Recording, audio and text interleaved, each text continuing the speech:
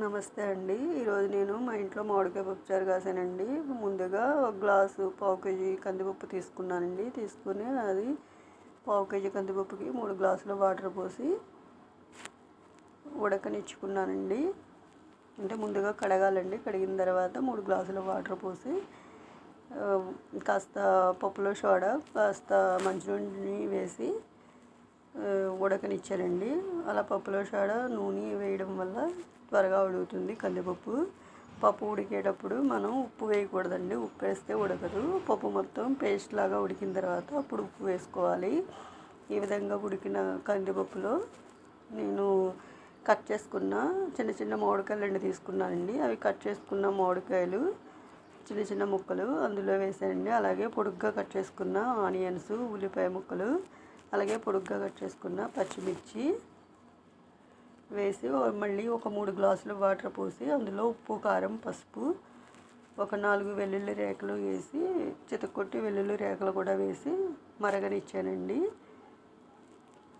పసుపు కూడా వేయడం వల్ల కలర్ఫుల్గా ఉంటుంది ఏ కూర అయినా కానీ.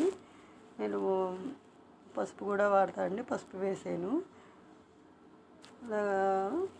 ఈ విధంగా మరగనివ్వాలండి. మరిగిన తర్వాత మనం తాలింపుకి ఈ పప్పుచారు మరుగుతుండగా తాలింపుకి సిద్ధం చేసుకోవాలండి. తాలింపుకి కావాల్సినవి ఎండుమిర్చి ముక్కలుగా కట్ చేసుకోవాలండి. 4 ఎండుమిర్చి తీసుకున్నాను, ముక్కలుగా కట్ చేసుకున్నా. అలాగే జీలకర్ర, ఆవాలు, కరివేపాకు, దంచుకున్న వెల్లుల్లిపాయ రేకలండి. అవన్నీ కలిపి ప్లేట్లో సిద్ధం చేసుకోవాలి. పప్పుచారు మరిగిన తర్వాత స్టవ్ వెలిగించి బాణీ పెట్టి ఈ తాలింపు కూడా అందులో వేసి వేగనిచ్చి పప్పుచారులో కలుపుకోవాలండి. ఇప్పుడు మామిడికాయ పప్పుచారు చాలా టేస్టీగా ఉంటుంది. ఈ విధంగా కాసుకున్న తర్వాత మనం రైస్లో తీసుకుంటే కనుక చాలా టేస్టీగా ఉంటుందండి.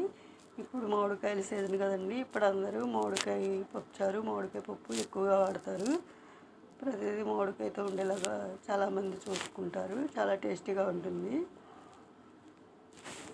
మామిడికాయ పప్పుచారు ఎంత బాగా మరిగితే అంత టేస్ట్గా ఉంటుందండి.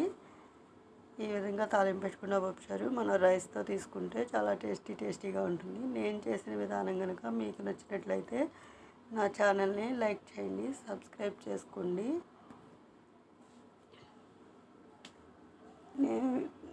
ఆ ఛానల్ సబ్స్క్రైబ్ చేసుకోవడం వల్ల నేను పెట్టే ప్రతి వీడియో మీ వరకు వస్తుందండి.